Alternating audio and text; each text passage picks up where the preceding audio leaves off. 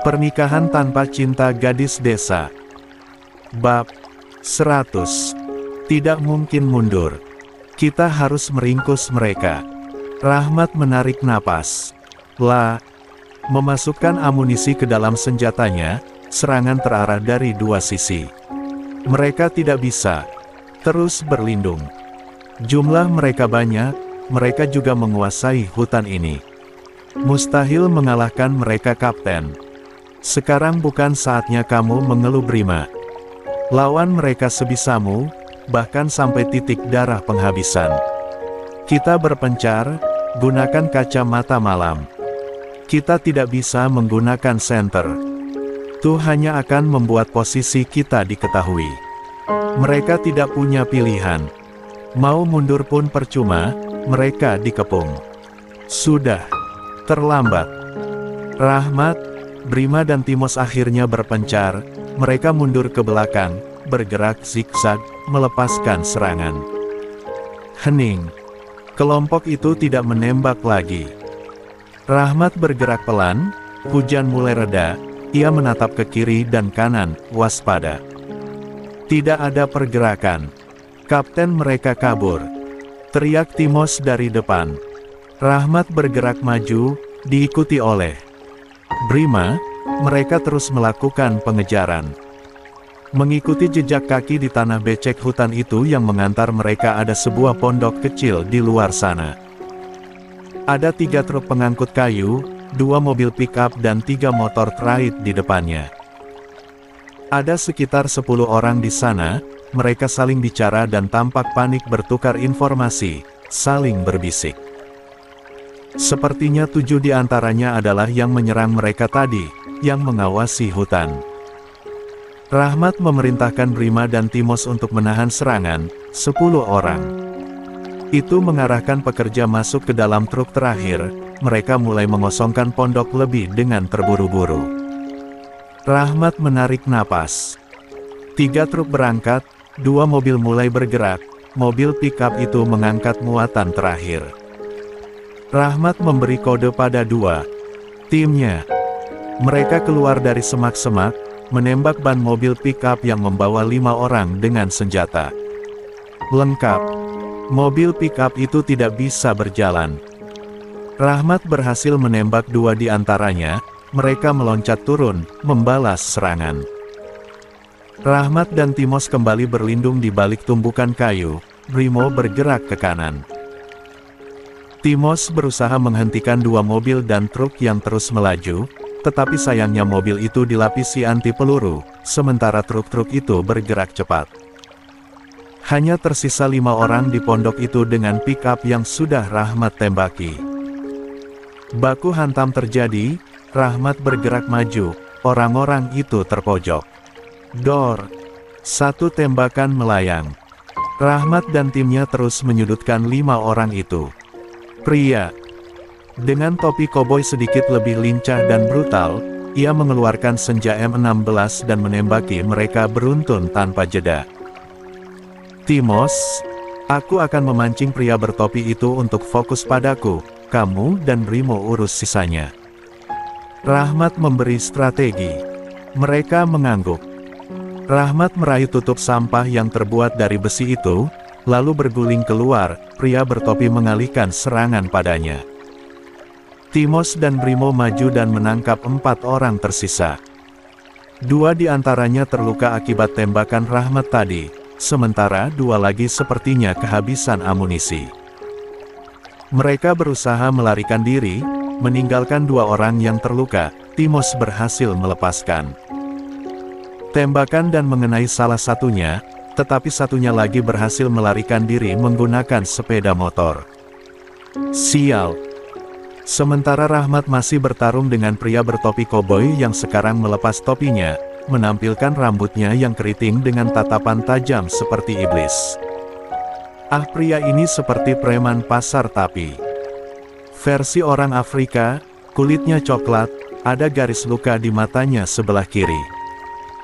Rahmat akui pria ini cukup kuat dan sialnya sekarang ia kehabisan amunisi. Pria di depan sana menyadarinya, ia menembak beruntun di saat Rahmat berguling dan berlindung ke arah salah satu pohon. Kayu itu mengikis cepat, lalu detik selanjutnya kembali berhenti. Pria itu naik ke atas motor yang terparkir di sana. Rahmat jelas tidak akan membiarkannya lolos.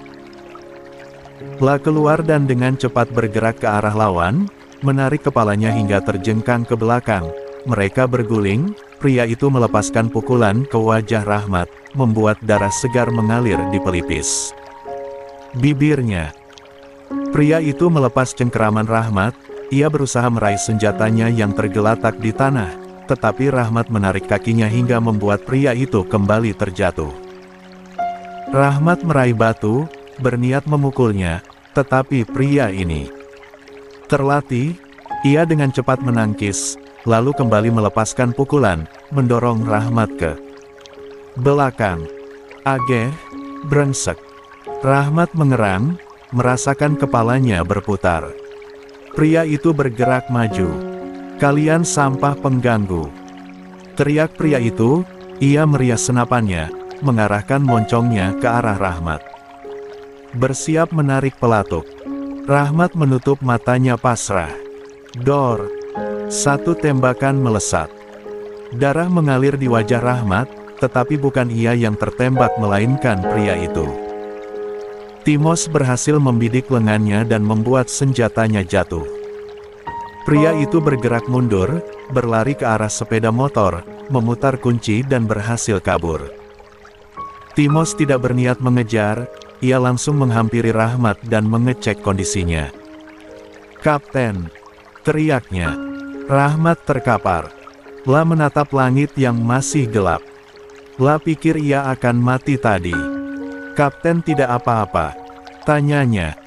Timos mengulurkan tangan, membantu Rahmat berdiri.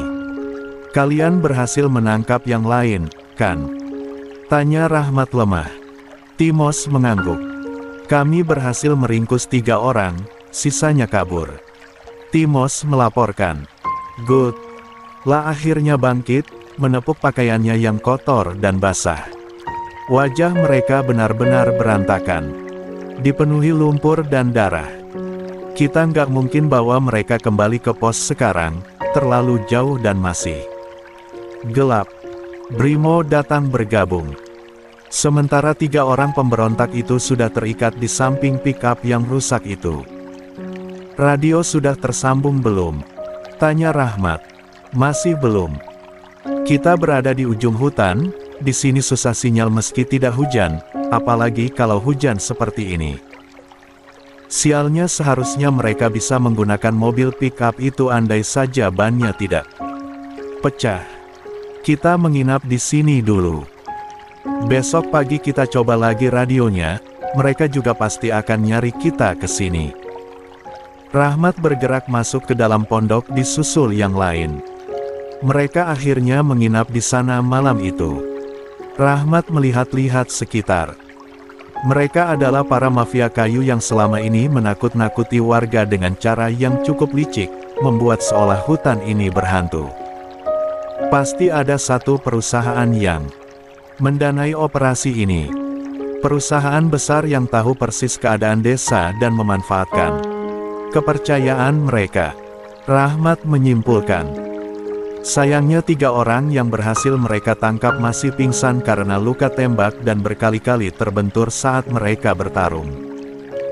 Jadi masih belum bisa diinterogasi. Pastikan mereka hidup sampai besok pagi. Kita butuh banyak informasi dari mereka. Timos dan Brimo mengangguk setuju. Mereka berkeliling pondok, melihat-lihat operasi yang mereka lakukan di sana. Rahmat cukup terperangah. Melihat kayu-kayu yang ditebang dengan cukup rapi dengan jumlah besar, melihat dari mesin modern yang mereka gunakan menambah asumsinya bahwa perusahaan besar mendanai operasi ini. Saat sedang berkeliling, Timos bertugas mengawasi 3 orang sandera itu, agar ketika mereka bangun, bisa langsung ditanyai, sementara Rahmat dan Brimo menjelajahi pondoknya. "Pengen pipis lagi?" La mengeluh, udara dingin ditambah pakaiannya yang basah membuatnya berkali-kali ke belakang. Tetapi kali ini ia tidak tahan, jadi ia mencari kamar mandi di pondok itu dan menemukan kamar mandinya berada di belakang. 3 orang yang pingsan itu dibiarkan di sana, toh tidak mungkin bisa kabur karena diikat, pikir Timos. Negeri juga orang-orang ini bikin pondok di ujung hutan gelap kayak gini. La bergumam. Selesai menuntaskan hajatnya beberapa menit, Timos kembali kepada 3 orang itu, tetapi dari jauh ia bisa melihat siluet hitam berdiri di antar 3 sandera. Timos mengambil senjatanya, bergerak pelan. "Hei!" La berteriak saat siluet itu berlari pergi. Timos mengejarnya keluar, tetapi bayangan itu sudah menghilang dengan cepat. Timos buru-buru kembali ke arah 3 sandera itu. Melihat kondisinya. Namun langkah kakinya berhenti, tangannya memegang tembok pondok, ia mematung untuk sepersekian detik. Ketiga orang itu sudah bersimbah darah dengan kondisi menggenaskan. Mereka dibunuh Asterisha dalam sekelebat mata. Hari ini Cahya sedang berbenah di rumah, ia mengepel lantai dan mencuci piring mumpung anaknya masih tidur, saat kemudian ponselnya berdering, ia buru-buru ke arah meja yang berada di sana, mengangkatnya. Itu adalah panggilan dari Rahmat, jantungnya langsung berdegup kencang, ia sudah menanti panggilan ini berhari-hari. La langsung menggeser gambar gagang telepon hijau di ponselnya dan menatap layar ponsel tersebut dengan harap cemas. Itu adalah panggilan video, wajah Rahmat langsung terpampang di layar ponselnya, Cahya seketika menutup mulut terharu. "Assalamualaikum, Cahya." Kalimat itu meluncur lembut, bersamaan dengan air mata Cahya yang mengalir bebas. "Waalaikumsalam. Mas, apa kabar?" tanya Cahya, suaranya serak. La rindu sekali, selama beberapa hari dihantui rasa khawatir dan rasa takut. Melihat wajah suaminya, baik-baik saja membawa perasaan bahagia tersendiri. Rahmat tersenyum. "Alhamdulillah baik, kamu gimana di sana?" tanya Rahmat. Suaranya sedikit putus-putus tetapi masih bisa terdengar. Cahya tidak mampu menjawab. La rindu, amat sangat rindu. Jika ditanya kabarnya bagaimana, ia ingin bilang kalau ia sudah tidak tahan jauh-jauh dari Rahmat. La mengusap air matanya. "Alhamdulillah baik, Mas," jawab Cahya akhirnya, suaranya masih serak. "Kok Bunda Samba nangis?" tanya Rahmat lembut dan khawatir di waktu yang sama saat. Melihat Cahya mengusap pipinya, Cahya menggeleng sembari mengusap air matanya. "Nggak apa-apa, Bunda cuma kangen ayah." Rahmat, jawab Cahya. Berusaha menahan gejolak di hatinya. Ia amat lega melihat wajah Rahmat baik-baik saja. "Aku sebenarnya takut Mas kenapa-kenapa, aku takut kejadian seperti dulu." Jeda. Cahya menarik napas, tidak sanggup lanjut bicara. "Hus, saya baik-baik saja, Cahya. Insya Allah kalau pekerjaan saya sudah selesai di sini, kami semua bisa pulang lebih awal. Doain, ya, sayang. Doain semoga semuanya berjalan dengan lancar. Kamu jangan nangis lagi, jangan stres juga. Kalau bosan di rumah boleh main ke mall atau jalan-jalan, minta antar Sari." Cahya mengangguk tersenyum. La selalu berdoa, setiap malam, tiap sujudnya, ia selalu berdoa untuk keselamatan suaminya itu. La selalu berdoa semoga Rahmat cepat pulang agar pria itu tidak melewatkan sedetik pun pertumbuhan anak mereka.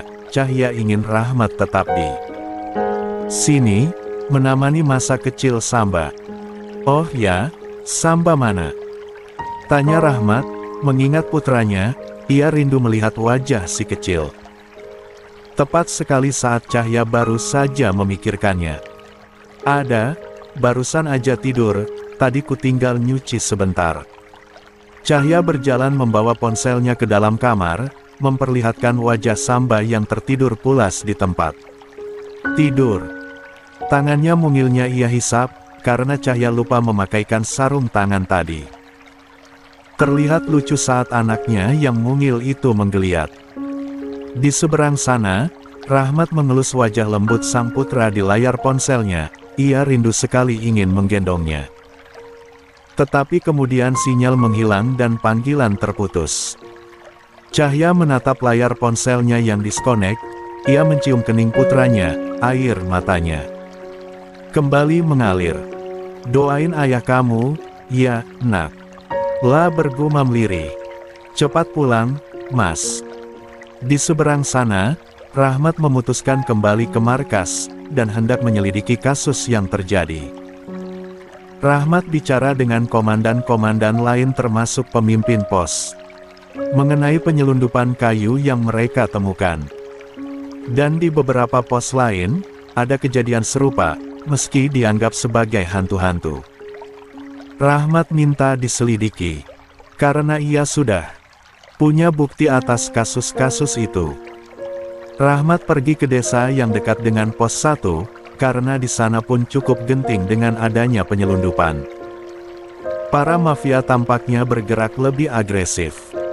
Di sana Rahmat bertemu dengan Pandu, mereka berdiskusi dan saling bertukar informasi.